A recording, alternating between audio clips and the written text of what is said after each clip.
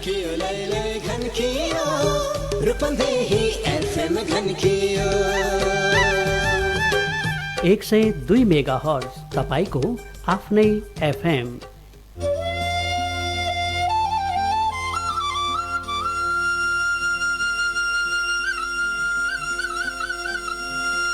सनातन अमर आत्मा परमात्मा रूपले आनन्द मात्रामा सबै सधैँ रहिरहनलाई आत्मज्ञानको दैनिक प्रवचन कार्यक्रम अखण्ड सुख अद्वैत प्रदीप बलराम जीसी सरस्वतीको साथमा हरेक दिन दिउँसो 1:45 बजेदेखि।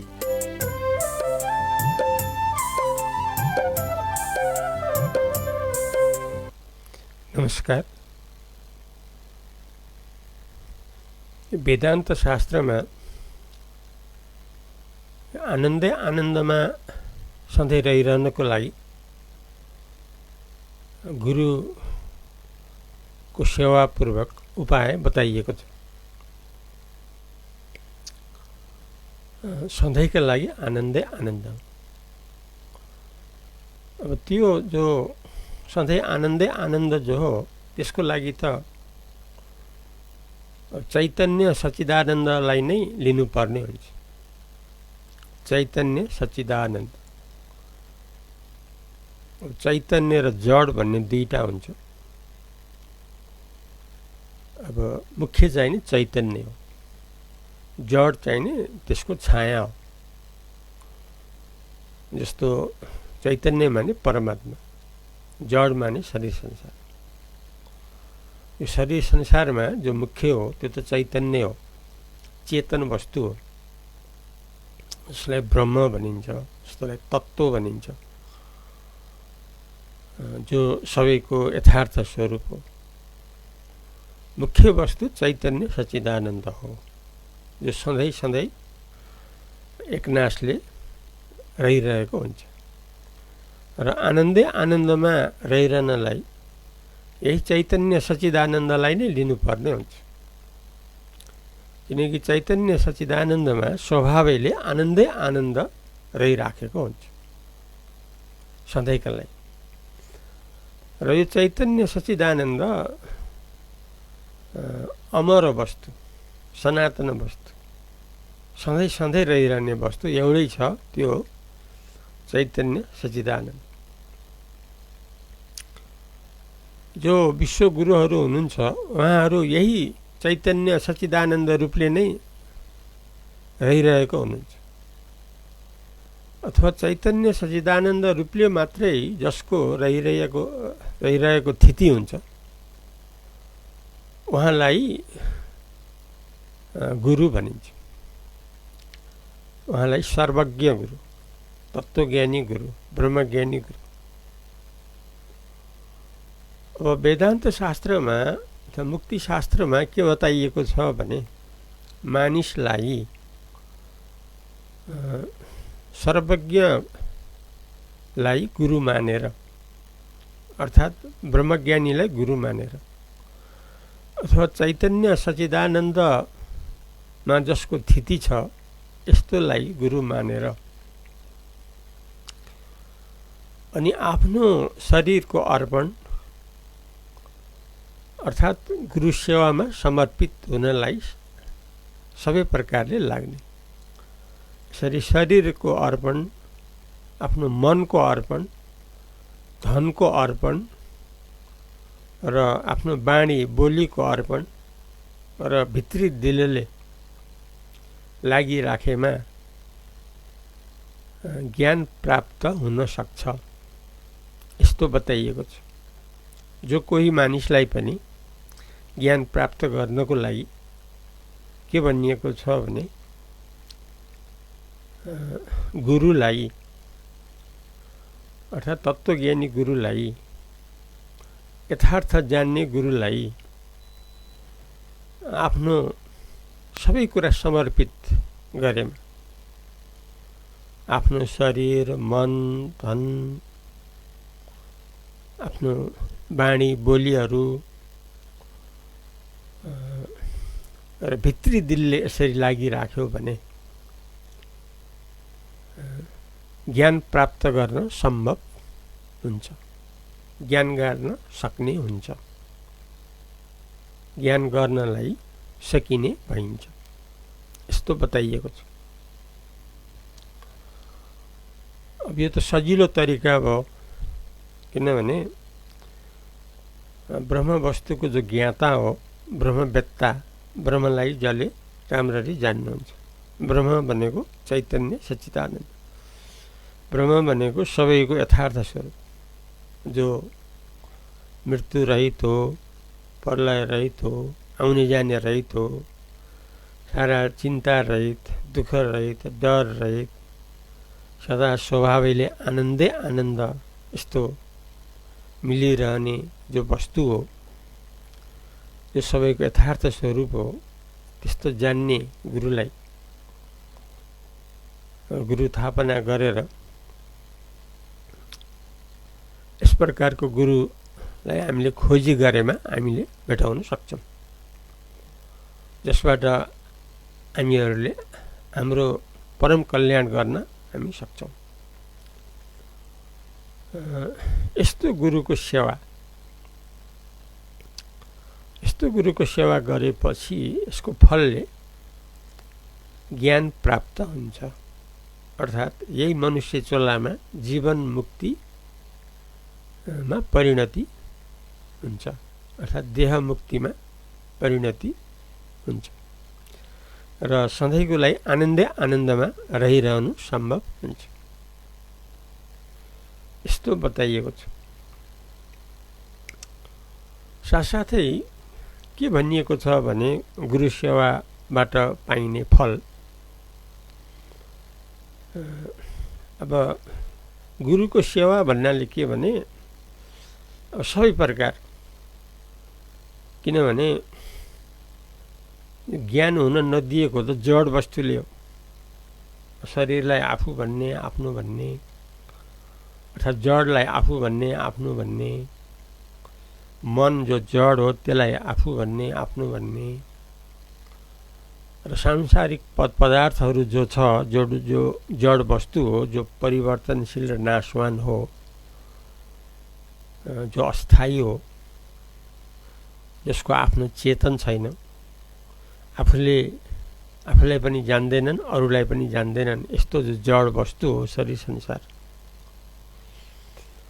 अब यो शरीर संसारले नै छेकेको हो यथार्थ वस्तु पाउनलाई, किन यथार्थ वस्तु त चैतन्य सच्चिदानन्द हो। अब यस्तो जो छेकेर बसिराखेको छ शरीर संसार, शरीर रूपले, मन रूपले, तन रूपले, अनेक रूपले जो रहिराखेको छ, जसले छेकेर बसिराखेको छ, त्यसले नै चैतन्य सच्चिदानन्दलाई अनुभव गर्न नदिएको। यद्यपि चैतन्य सच्चिदानन्द हामी सबैको यथार्थ स्वरूप हो, सबैको भित्र छ, सबैको भित्र सधैँ भएकोले नै प्रयत्न गरेमा सबैलाई सधैँ पाउन सम्भव हुन्छ। किन सधैँ छ, त्यो भएकोलाई अनुभव गर्न दिएको छैन शरीर संसार। अब यस्तो जो शरीर संसार छ, यसलाई पुरै चैतन्य सच्चिदानन्दमा रहिरहनु भएका जो गुरु हुनुहुन्छ, यस्तो गुरुमा हामीले समर्पित गरेपछि के भयो भने छेकबार गर्ने बन्धन त रहेन नि त। जुन कारणले, जुन शरीर संसार आदि कारणले छेकिराखेको छ, त्यही छेक्ने चिजहरूलाई हामीले गुरुमा अर्पण गरिदिएपछि त अब छेक्नेवाला त बाँकी रहेन नि। यसरी के हुन्छ भने चित्त शुद्ध हुन्छ।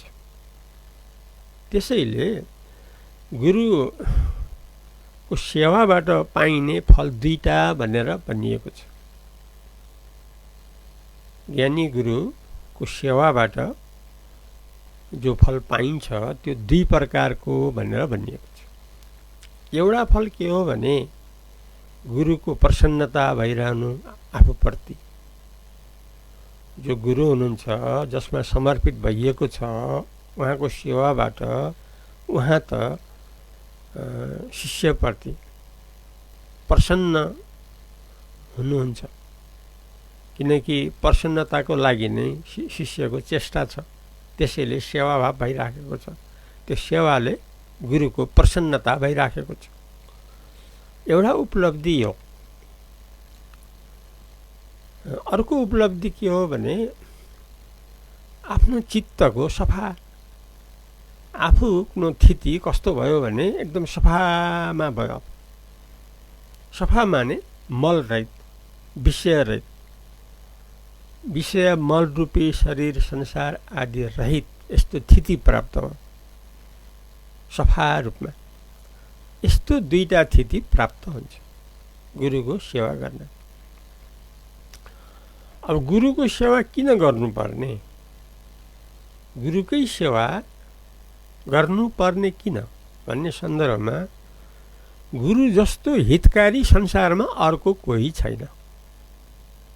सबैभन्दा हितकारी संसारमा सबैका लागि सधैँ आनन्दै आनन्दमा रहनको लागि, जीवनमुक्त देहमुक्त हुनको लागि, मोक्ष प्राप्ति मुक्ति प्राप्तिको लागि,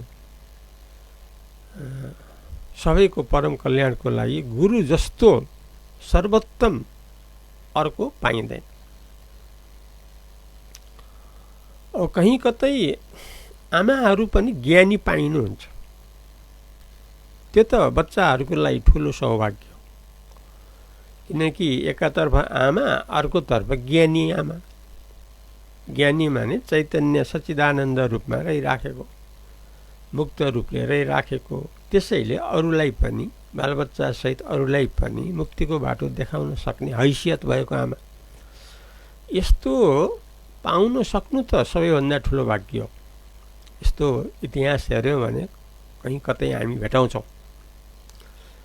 आमा ज्ञानी भएको कारणले आफ्ना बच्चाहरू आफ्नो जीवनमा सबै ज्ञानी भएर उत्तीर्ण भएको यस्तो हामी भेटाउँछौँ।